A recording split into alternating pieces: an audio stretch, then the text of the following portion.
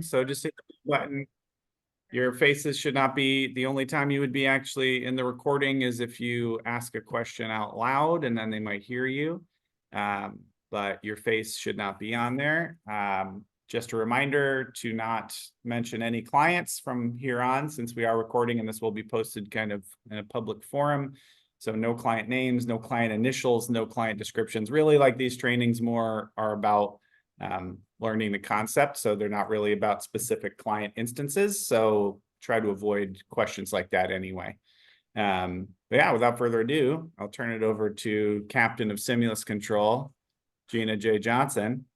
Here we go. Hold on. I feel like there's been so much hype about this because of Rob Harvey.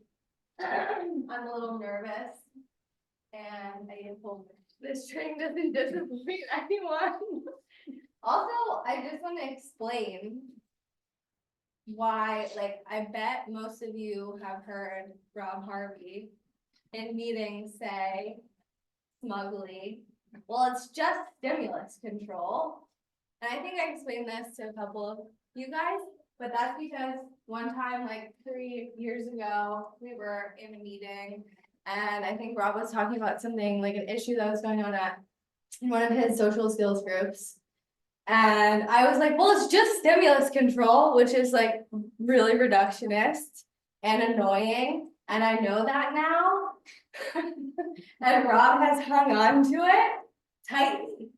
And that's why Rob will say very often, it's just stimulus control. So if you hear him say that, that's where that comes from.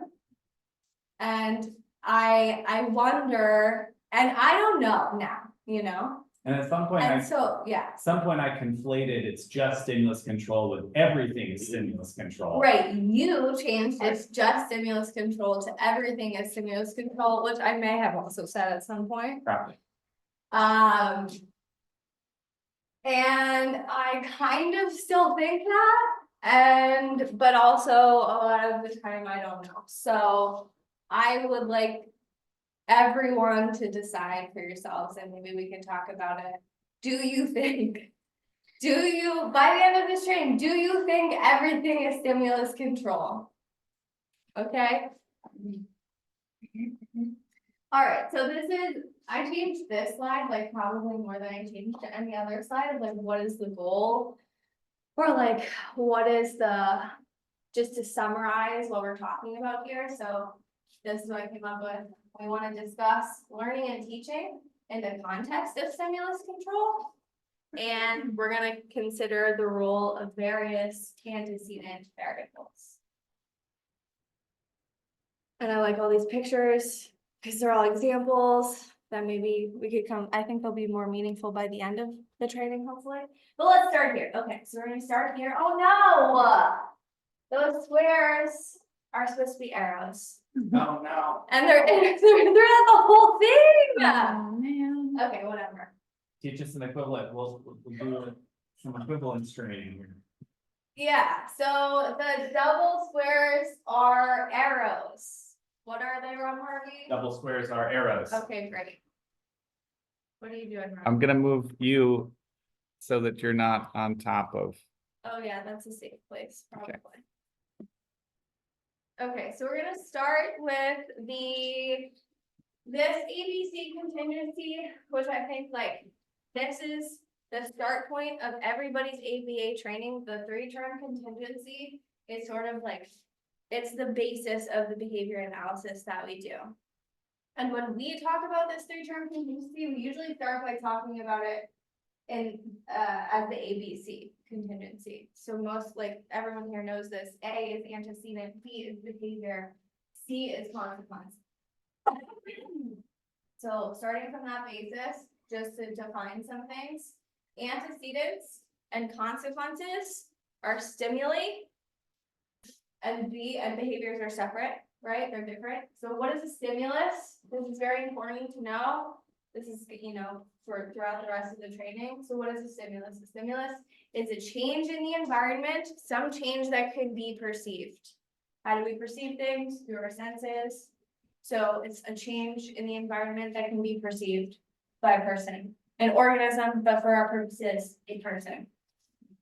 What is a behavior? A behavior is the movement of an organism. I think like the Cooper definition is like movement of muscles or tissues. But again, for our purposes, we're gonna think about actions that people do that are observable behavior. And then we sometimes, response is another term that will come up when we're talking about responses. Sometimes we'll use response and behavior interchangeably, but more specifically, responses are single instances of some behavior. I like your visual. Thank you, Ashley. It's beautiful. That's like Ashley asked. Okay, so those are some terms described or defined for us. Okay, so this is when I go over the ABC contingency with people at the very start. I like to talk about the story of behaviors. And Rob is going to move the Zoom thingy so that I can see the top of the slide. Because I, for some reason, used every tiny little space in this slide. So, how do behave? So, like, we all have this like existing and ever-changing repertoire of behaviors. Like we all like do certain behaviors and don't do certain behaviors. And then like we do things for a period of time and then those behaviors go away and new behaviors happen. So like behaviors are always like coming and going. So the story, like and then that can all be like distilled down to a whole bunch of individual little tiny behaviors. So anytime a behavior happens, it's happening under some circumstances. So like the moment prior to every single behavior, there are a set of antecedent stimuli present, right? So when I talk about this, I sometimes say like a set of conditions or a set of circumstances, and that's we're talking about like an array or a set of antecedent stimuli. Again, like whatever you're perceiving in the environment, the moment before a behavior happens, those are your antecedent conditions. And then in the presence of those conditions, the behavior happens and then there's a result. The behavior either works for you in some way or it doesn't work. And based on whether it works or doesn't work, that behavior under those circumstances is more or less likely to happen in the future. That's the story of how behaviors either exist or don't exist. So when we talk about reinforcement in our day-to-day context of like teaching, we usually just say, what is reinforcement? We're giving something, we're presenting something after a behavior so that behavior happens more in the future. But that's not the whole story. That's not the complete picture. Really, like reinforcer is not just like a signal to the brain to do this behavior more in the future. It's a signal to the brain that in this situation, this behavior should happen more in the future. Like we don't reinforce behaviors in the presence of the wrong stimulus, right? Mm-hmm. So we should be thinking the key to understanding stimulus control and to teaching appropriately, teaching correctly, right, is understanding this relationship between antecedents and consequences, and that they always go hand in hand. Okay.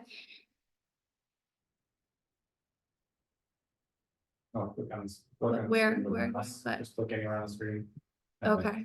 Okay, great. So I'm gonna go back to the 3-term contingency, and I want to use this term more specifically. So like more specifically than just ABC, the 3-term contingency refers to a situation where a specific response or behavior comes under the control of a specific stimulus because of reinforcement. Okay, so the 3-term contingency is actually a situation where stimulus control exists or is being developed. Like it's a specific contingency with a specific behavior and a specific antecedent stimulus. Okay. So I think I switched this before. So how does this relationship between an antecedent stimulus and a behavior come to exist? It comes to exist because of reinforcement and a history of reinforcement. Okay. So a certain stimulus comes up or we present it, we get the behavior to happen and we reinforce it. And eventually, this antecedent stimulus cues or evokes or triggers, hear all these words, that behavior. And it's because there's some history of reinforcement occurring in the presence of this stimulus. Once that stimulus reliably evokes the behavior, and that behavior is unlikely to happen in the presence of any other stimulus, now you have a discriminative stimulus, or an SD. So the three-term contingency is specifically an SD of behavior and reinforcement.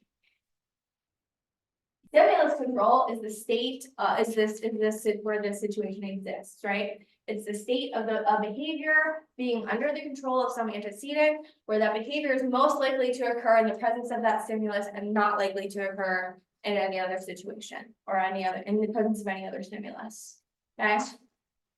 And then stimulus delta, a lot of us are familiar with this term too. Those are all the other stimuli in the presence of which reinforcement for this behavior is not likely to occur or will not occur. There's no history. And so all of these stimuli do not evoke this behavior, right? There's no reinforcement of behavior. So discriminative stimuli, or SDs, signal that reinforcement is available, and stimulus delta signals that reinforcement is not available. So the behavior in question, we're talking about a specific behavior, happens in the presence of the SD and does not happen in the presence of the S delta. What? Yes. No. Our first code word. Let's do our first code word. Our first code word is my favorite. I think I might have done this last time too, but it's my current favorite fruits. How about that? The first one is pomegranate. I think you did vegetables also. Okay, perfect. Pomegranate is the first keyword. Ashley, can you remind me to do the rest of them, please? Thanks. Okay, so why do we care about all this fancy jargon? We just learned very fancy words. Why do we care? Because we're talking about learning. We're talking about teaching. And this is what we do. We teach kids skills. So we have to know what we're doing when we're teaching. So we're talking about, we'll get more into this, but when we teach our verbal behavior basics to kids, any skill, but really like verbal behavior, the VB math stuff, all the stuff we do in intensive teaching is such a good example because those are the teeny tiniest little behaviors. They're the tiniest little components of communication. So when we're teaching those very basics, what we're doing is creating stimulus control. We're making sure that the appropriate responses happen in the presence of the appropriate stimuli, right? So how are we doing that? We are presenting the stimulus. We are making sure the appropriate behavior is happening, and we are making sure those responses get reinforced. Okay?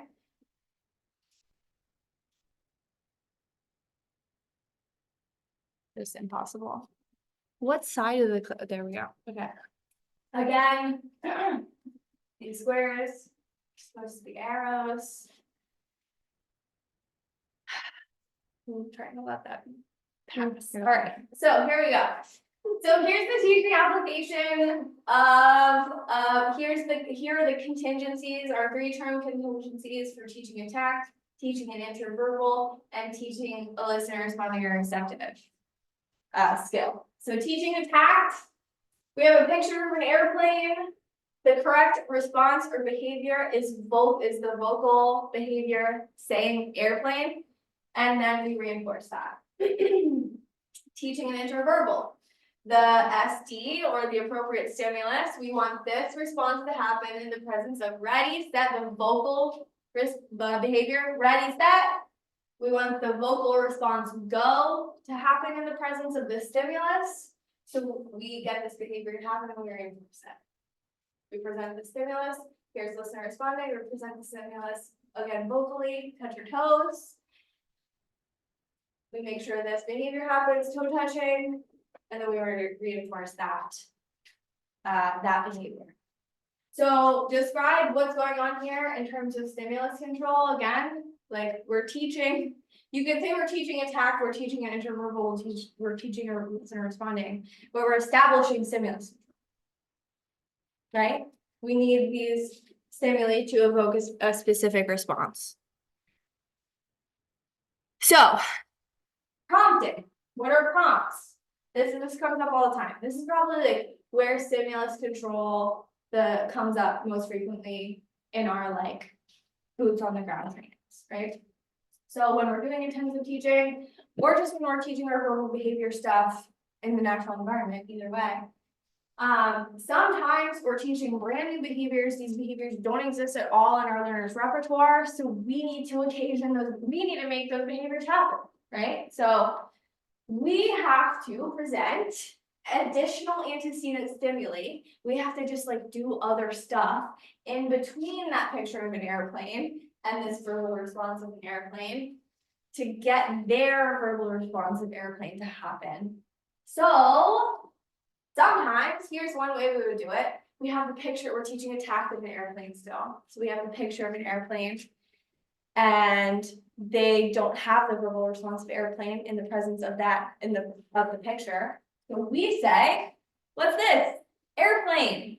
So now you have well, for our purposes, you have two relevant antecedent stimuli there. Picture of an airplane and the vocal response airplane. Now we see their behavior, their response of airplane happen, okay? And now you have a very important question to answer. If they do say airplane, you reinforce it, but now your question is, which of these two stimuli are controlling this response, this verbal response, right? Because they're two separate skills. Airplane, saying airplane in the presence of a picture of an airplane is one behavior, is one skill, and saying airplane in the presence of hearing airplane is a separate skill. Two different skills. There are two different contingencies. So we need to make sure, if we're teaching attack, that the stimulus control is the picture, that the picture of the airplane is what's controlling the behavior, if we're teaching attack. So what do we have to do if we have this working, but with both of these stimuli? We need to transfer stimulus control back to the picture of an airplane. Which should sound familiar because when we do this, what do we call this, Ashley McFadden? A transfer trial. We call it a transfer trial, right? Like if we do airless teaching or we're doing intensive teaching and they make a mistake and we do that, everyone knows that like there's like 5 steps. You're like, say it again with the prompt and that, and get rid of the prompt. You're transferring stimulus control back to the appropriate stimulus, which if you're teaching attack is a visual stimulus, not an auditory stimulus. So in other words, so the word that everyone already knows, what process do we use to transfer stimulus control from prompts to the appropriate SD? We're talking about prompt fading. That's what we're doing when we're doing prompt fading. We're making sure that the appropriate stimulus has control. I may be beating a dead horse. So Makes sense. this is where it bothers me the most. I forgot about this slide.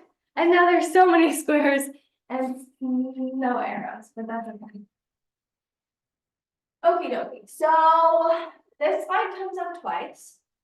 In the context of what we just talked about, I want to just go through these. What, Ashley? What? Actually, don't do that. That's worse.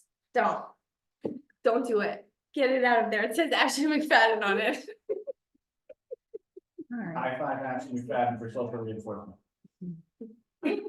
So, okay, so let's just quickly go through these as examples of stimulus control, maybe. Then we're going to talk about another kind of discrimination, which I will also define later, and then we're going to come back to these examples. So, the sight of someone, so these are like you guys are most familiar probably with those teaching contingencies that we do in intensive teaching, right? We're teaching those verbal behaviors. Here are some like more real world examples. So the site and just like as a side note, I think it's really useful when you're writing these out or doing like analysis where you're writing you're writing out stimuli, whether antecedents or consequences.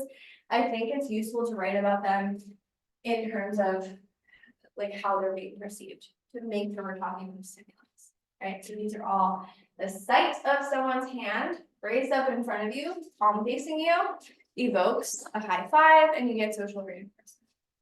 The sight of a mole popping up and you whack it, reinforcement, the mole goes away. You see the checkout light on, you go to that checkout station, you use that checkout machine. You see your phone screen, a little 1 pops up on the message icon, you click on that icon and you get to read a message. Thanks, Ashley. You see a door with a doorknob, you turn the doorknob, I think. This is a good one, we're gonna come back to this one. You're standing before a locked door. You hear a buzzer sound, and then you open the door. The door opens. The state of the start, the word start on a microwave, you push that button and the microwave starts. Sound of touch nose, nose touching this behavior, great job, is a reinforcer. The sight of someone's hand waving at you. You do hand waving, and you get social reinforcement. The sound of match red, and then the behavior is placing picture of a red ball on a picture of a red car in an array of 3 pictures. And again, we get reinforcement in the form of good job. Can I ask a question? Yes, Rob. So, so before you had said something along the lines of that you wouldn't engage in this behavior in other circumstances. So like with hand waving, so like the sight of you waving, I would wave back. But like seeing you would also evoke me waving Yes. at you. So one behavior can be under control. Absolutely, and should, and we'll Should. talk about that. Yes, good question. Did I go backwards somehow? Okay, so this is the next slide, right? Yeah, I think so. Okay, so we talked about the simple discriminations where there's 3 variables, the SC, the behavior, and the reinforcer, right? But surprise, most things in life are more complex than those 3 term contingencies. Most of the time it's not that simple. Even going back to those examples we just looked at, most of them are not that simple. Most of them are much more confusing. So there's a lot of other stuff going on. So we're going to talk about a few of those other things that are going on. So in addition to, those are simple discriminations, and we'll define this again in the next slide. But when you have stimulus control, we call that a simple discrimination, where there's a stimulus, it evokes a specific response because of a history of reinforcement. There are also conditional discriminations where an additional antecedent stimulus is necessary for the SD to signal reinforcement. So there's a conditional stimulus and the SD, and they go hand in hand, and reinforcement is only available when the SD exists and you tack on that conditional stimulus. So a simple discrimination, if we go back to the airplane, the sight of the airplane evokes the vocal response of the airplane because of the history of reinforcement. A more complex situation would be if you have an array of 3 pictures. You have, what do I say, airplane, car, and train. Okay. Now we're talking about the behavior is touching airplane, right? Touching airplane is only going to contact reinforcement in this context in the additional in the presence of the additional stimulus of hearing, touch the one that flies. Okay? So touch the one that flies and the picture of the airplane. Those are your two relevant antecedent stimuli. The picture of the airplane is still your FD, but touch the one that flies is your conditional stimulus. Touching the airplane is the behavior, and reinforcement occurs in that situation. Okay. Simon Says is my favorite example of conditional discriminations, right? If I say touch your nose and you touch your nose, reinforcement is not available. If I say Simon Says, touch your nose, reinforcement is available. So when you're playing Simon Says is the conditional stimulus, touch your nose is the SB, or conditional sample. You can use either of those. And then nose touching is the behavior, and then you know, just by being the same thing. I'm getting high fives from all your friends when you're the Simon Says champion. So going back to these examples, do we think that I only included what? I'm sorry, I'm playing Simone Says. Simone Says? We should never all the kids. I never played it before. That's great. So going back to these examples, I only included one stimulus, but in a lot of these, you can imagine there's another stimulus involved. So do we think each of these are simple discriminations or conditional discriminations? The sight of someone's hand raised in front of you and high-fiving. Do we think that's a 3-term? We could also call that a 4-term contingency. The conditional discriminations. So we could say that these, what? I said they use Yeah, right. So are these, would you think that this number 1 is a simple or conditional? What does Ralph Harvey say? Well, it's conditional because how many times have you waved at someone who wasn't actually waving at you? Do you know them? But we're talking about the sight of Sorry. someone's hand raised up in front of you, palm facing you. Number 1.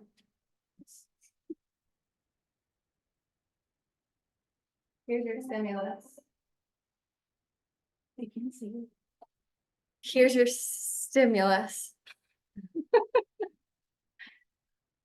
Do you have any chat responses? You guys can respond to these in the chat also.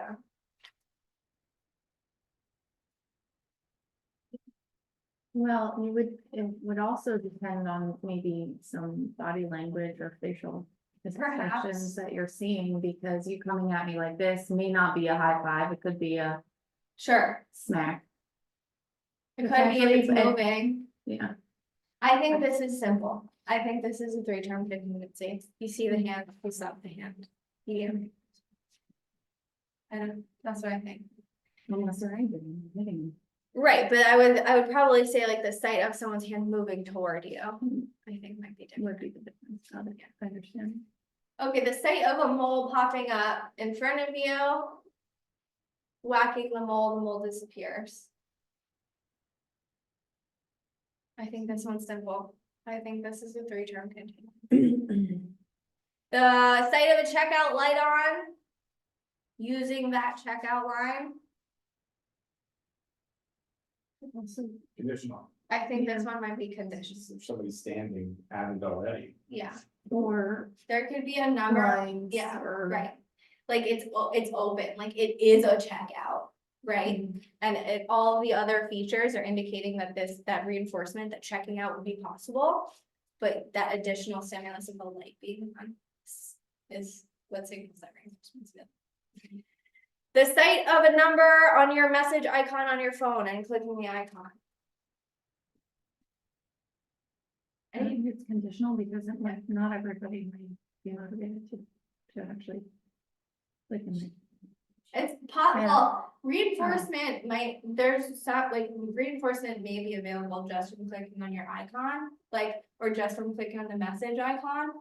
But I think like the additional stimulus of the number signals that reinforcement is definitely available. So I think that behavior becomes much more likely in the presence of them. Do we have time to go through these? I think so. What about the number 5? The sound of a buzzer at a locked door. I think this one actually does have 2 stimuli in the first part.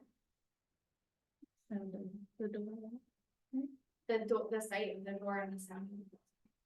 Because you don't know that the door is locked necessarily, and the sight of the door would evoke door opening behavior. But if it's a locked door, the sound of the buzzer Right. signals that door opening behavior is, produce reinforcement. Do we have any chat participators? You guys. Make guesses, chat or Zoom people. Participation is required. Rob says participation's required suddenly. The sight of the word start on the microwave, pushing the start button.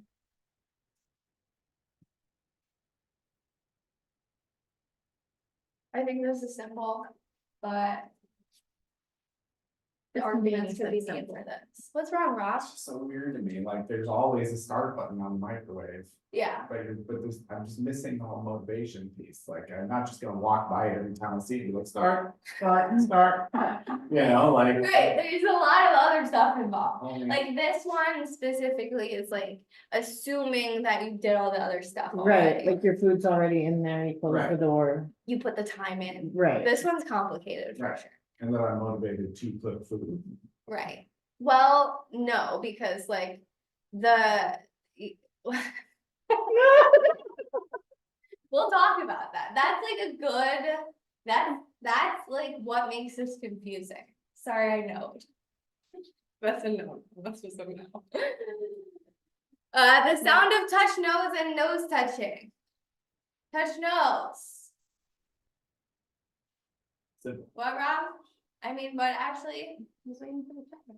chat, people. Zoom. Liz says simple. Liz says simple? Good job, Liz. Yeah. Touch nose. Evokes nose touching. 3-term contingency. Good. The sight of someone's hand waving. Hand waving is the response. Oh, this is an interesting one because I think this might actually be conditional. Maybe the conditional stimulus would be eye contact. Conditional. Yeah. At the same time as. Because if you see something that I think like orientation toward you or eye contact might be an additional Yeah, conditional stimulus for you to respond. Yeah, for sure. In my head, I just took that as a given, but yeah, you need that additional stimulus. Right. The sound of match red, the picture, the behavior is placing the picture of a red ball on the picture of a red car. Conditional. you're right. Cause you need the, what do you need? We need 2 other pictures. No, those, so the pictures are the essay. What do you need in addition to those?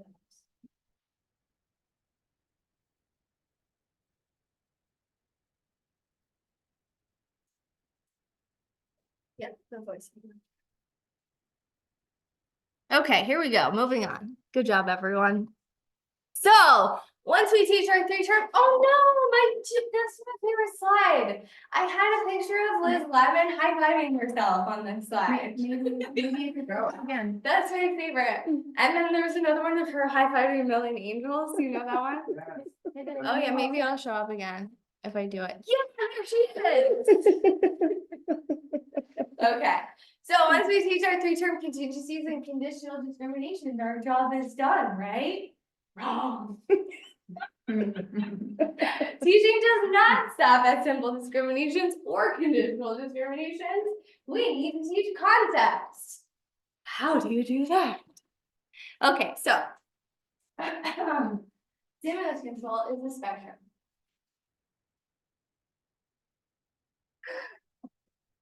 I love Rob's real-time reactions. Okay, so when complete stimulus control is achieved because of history reinforcement, just in the presence of that one stimulus, and extinction, never in the presence of any other stimulus. This is stimulus discrimination. That behavior only happens in the presence of that stimulus. You have the tightest of tight stimulus control. Perfect. True stimulus control. But that doesn't usually happen because the world is complicated, extinction is hard, yada, yada, yada. So on the other hand, when other stimuli come to evoke that same behavior, then that's what we call stimulus generalization. The same behavior happening in the presence of more than one stimulus. So stimuli other than that originally trained stimulus. So what was your question going back to this, Rob? Was it about high-fiving or handshaking? What was it? Maybe? No, it Waving? was the waving, because you said like Yeah. instead of just the hand, it's like seeing something. Yeah. You know them. Right. Exactly. So I think, Oh, so, right, seeing person who's. yes. So, yeah, we're getting there. Both of these are necessary to teaching. We cannot just do discriminations. We have to also do generalization to some degree. What degree? That's what we all have to decide. So Discrimination training type of stimulus, or it's. we're getting there. Sorry. Here's our example. Hmm. Handshaking. Okay, here's our definition of handshaking: reaching one's arm and hand out in front of their torso toward another person at elbow level, with hand facing thumb up, fingers together, thumb apart and pointing upward, hand relaxed, grasping the other person's hand by wrapping all 4 fingers around the bottom of the other person's palm, squeezing slightly, moving clasped hands up and down in small movements, no more than 3 times, and then letting go. I don't know why I felt the need to define handshaking Who says 3 with times? that degree of What do specificity. you do when they hold you for You longer have to than just that while try to you're let go. talking? You should try to let Rip your hand away. go. Okay, so, for whatever, that's our definition of handshaking.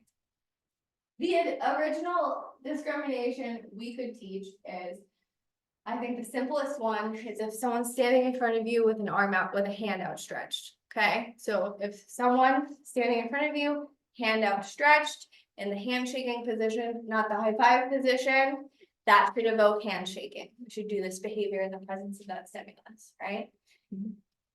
But, like Rob brought up with high-fiving, I think. Waving. Waving, can't remember, sorry. Other stimuli can and should evoke that same behavior. So we handshake in lots of other weird situations. If you're meeting a famous person and someone is taking a picture of you, you might do a handshake. If you see someone that you're meeting with, like an acquaintance or a bank person, maybe you would do a handshake. Someone saying hi, or your own voice saying, "Hi, I'm Gina." That sound of my own voice might be like, that should also evoke my handshaking behavior. The sound of someone else introducing themselves to you could evoke handshaking behavior, right? So for handshaking to be mastered and at like a socially having like a full understanding and ability to do handshaking, it requires not only this tight discrimination, the stimulus control, but it requires generalization to all of these other stimuli. Okay, so we can kind of visualize the teaching process and concept using these concentric circles. Okay, so our original discrimination is in the middle. We might, if we're teaching, so bus, the vocal response saying bus is our behavior. Our original discrimination we might teach is this vocal response in the presence of this school bus stimulus, okay? Our next step would be, we need to make sure that this response also happens in the presence of all of these other stimuli that are similar, but not exactly the same as this bus. So this green circle signals that we need to do generalization. So we're generalizing beyond this original discrimination outwards to include other of what we call exemplars of bus.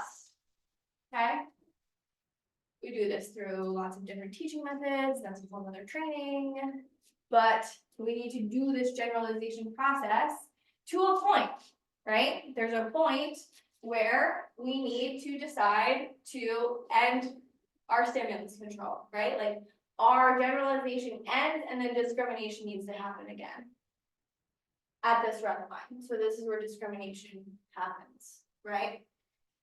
So we need to be able to know that all of these are buffs, but these, which are, that they have similar like physical characteristics, similar stimulus characteristics, those are not buffs. Those will not contact reinforcement in the presence, or this behavior will not contact reinforcement in the presence of those stimuli. In other words, those are stimulus delta, stimuli delta, and these are all SDs for bus. Does that make sense? Is that going towards what you're gonna say before? Can I rudely cut you off? No, sorry. Let's see.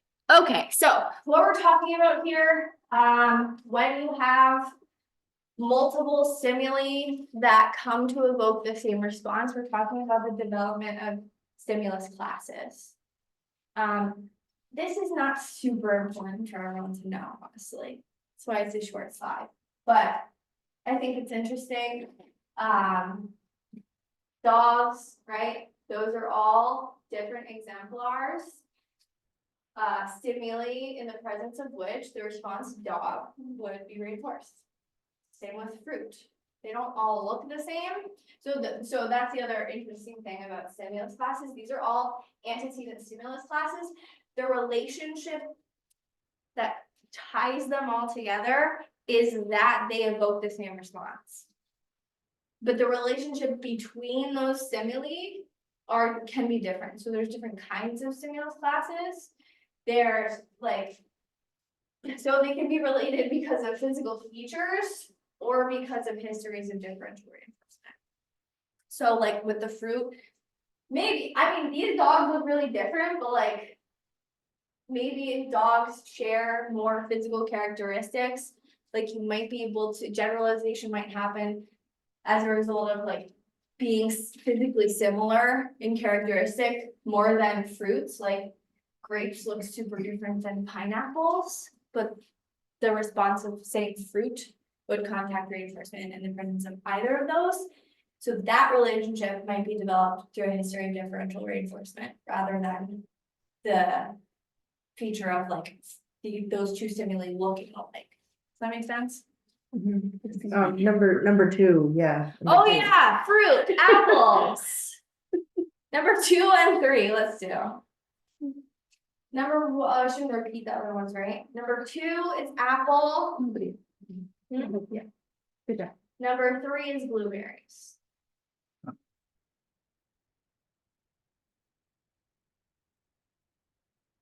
Okay.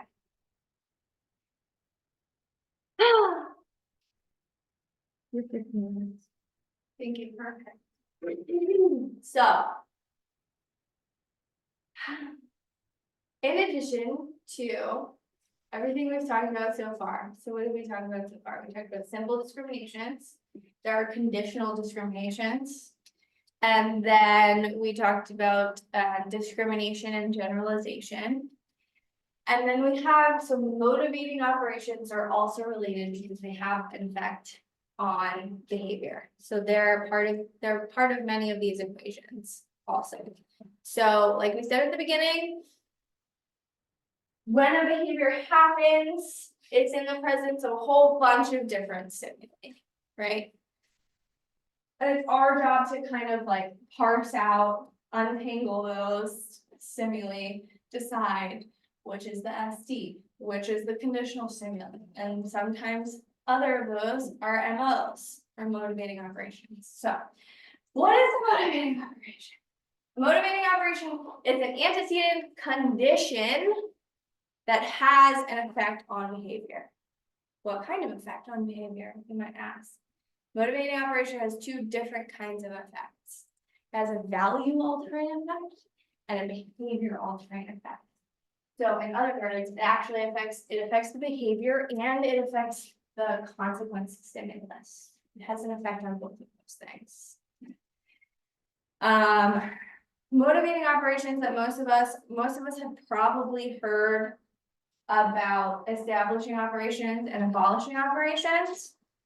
So I think the most accessible way to start understanding MOs is to really look at the value altering effect rather than the behavior altering I think the behavior altering part gets confusing. So very simply, in terms of the value altering part of MOs, a motivating operation either increases or decreases the value of a consequence, a reinforcer or a punisher. So let's talk about just reinforcers, because that's where the majority of the research is actually just on reinforcers. Interestingly. An establishing operation is something that increases the value of a reinforcer, whereas an abolishing operation decreases the value of a reinforcer. The most common example of this is with food as a reinforcer. What could you imagine? What condition, antecedent condition could you imagine increases the value of food as a reinforcer? Hunger. And on the other hand, what condition could you imagine that would decrease the value of food as a reinforcer? Satiation. Just ate a whole pizza, not working for your snacks. Take your goldfish home, put your fruit snacks away. Flu, yeah. Yeah. So what's an example that we're like very, that we're all contacting very frequently? MANs. MANs are an operant that directly involves motivation. MANs are not MANs without motivation. The contingency for a MAN is an MO, and the SD is a thing that can deliver, that can fulfill your request, so a person. But now, it's 2024, might not be a person, might be a robot, might be other things. Let's call it an audience member. You can't use it anymore. But you have to have the motivation to access something and an audience member. Then you do the MAN, and the fulfillment of the request or the MAN is the reinforcement. So MANs is a whole different beast in terms of those operands. Like when you think of those three terms, and you should be able to. Everyone, I think, yes, here. Everyone should be able to think about our verbal operands and translate them into these three-term contingencies. I think we can all do that. MANs are different than all the others because they're involved in MO. Okay. And that's why, that's what I am. That's why MAN trials, with MANs can be very tricky because sometimes the motivation to access stuff dries up and we're just holding cookies or whatever in front of kids' faces and being like, say cookie, and they're getting cookies, but they don't really care. Right. They're just like, it's not always a MAN. So just be careful with this and remember that MANs require notes. Okay, so the difference. Between discriminative stimuli and MOs is that they affect behavior in different ways. So as we just talked about the value altering effect, now we're talking about the behavior altering effect. SDs, discriminative stimuli, evoke behavior because of a history of availability of reinforcement. Okay? MOs evoke or suppress behavior because of the value of reinforcement. So the SD could be present, reinforcement is available, but if the MO has decreased the value of that reinforcer, that behavior is less likely to occur. And the other way around, if SD is not available, the behavior might actually still happen, is more likely to occur even without the SD because the value of the reinforcer is so high. So they both of them have the ability to increase the likelihood of the behavior happening, but for different reasons. That makes sense? No. I'm just thinking about specific examples. I always go back to the, if I see Gina. And Yeah, I like talking about horses. yeah, So you both have, my history tells me that talking about horses is available with you, like you will actually engage in You conversation. have a history of reinforcement when you talk about horses with me. Right, but I also.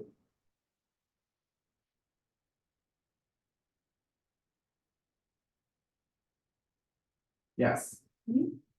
So is it both? Is Are you- what Are you both? both an SD and like, is there, So let's ask the audience. So Rob's asking, Rob sees Gina, the sight of Gina is the antecedent stimulus that we're asking about. The behavior is, talking? hey, guess what? I saw a horse this weekend. And reinforcement is I respond with enthusiasm. Yes. Okay. So what is the sight of Gina? What kind of antecedent stimulus is the sight of Gina in this situation? An SD. Maybe. I think so.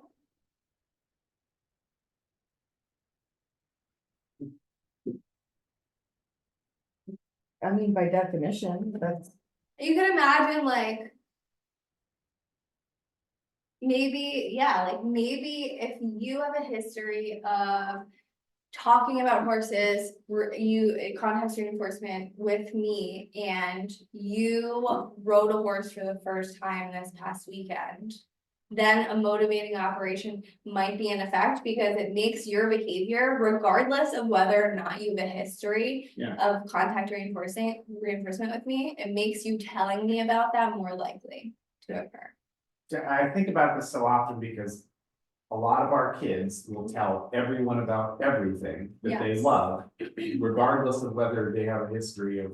Right. So their yes. MO is high, but they're not responding to an They SD, don't.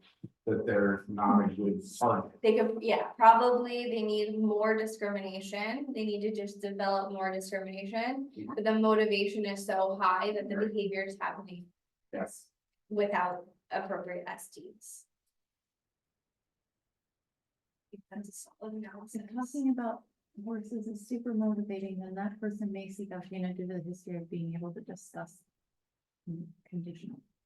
Yeah, so, yeah, Oh, practice a condition.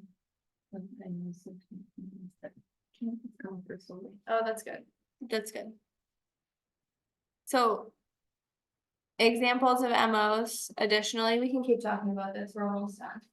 Examples, yeah, good. Examples of MOs can be, a lot of these are just like, I didn't say this with stimulus classes. Stimulus classes, we can think of as like categories very often. And in layman's terms, and MOs are often like conditions, like things that we're feeling, like we're pain, like any level of discomfort is very often an MO. With our kids, like ear infections, those things that like we can't see but are causing like an underlying level of discomfort. Those often serve as MOs for escape. They make escape more valuable. But anything, any of these conditions that we perceive that could produce discomfort. Often come up for us. So okay, so this was supposed to not come up. It was supposed to be like a quiz. Name all the antecedents that we met today. No arrows, no pop quizzes. Boo. But okay, so we talked about all of these different kinds of antecedent stimuli. So now we know when we see that nice clean little ABC contingency, like that's kind of never the case. And you know this, if you ever tried to take ABC data, you're like, oh my God, is this what happened? And then we read it and it's just like, there's 5 antecedents in your A and there's 3 behaviors. It's very hard to like pull these apart into their individual pieces. But hopefully like now we have a little more of an understanding of like the different kinds of antecedent stimuli and their relations to the behavior, where like maybe we could have a better time kind of separating those out when you have to do that. I think that's it. And that's why we're excited. It's the light bulb and Andrew Willis presentation. I love that. I use that for everything. And my last fruit, You did it. I did 3. I thought there was 4. There's only 3. Okay, great. Here's what we I do did it. at the same time. Oh, sorry. There could just be 4. It's work. All right, why And to make sure everyone stayed till the end. They did actually, very good job, everybody, and nobody coming. Yeah, but the recording people are going to watch till the end. so. Oh, yeah, yeah. Okay, so the unprecedented 4th keyword is, making it up right now, kiwi. I really like kiwis. Love kiwi. I don't need them enough. They're so good. They have to be ripe though, or they're disgusting. Agreed. Okay, what do I do?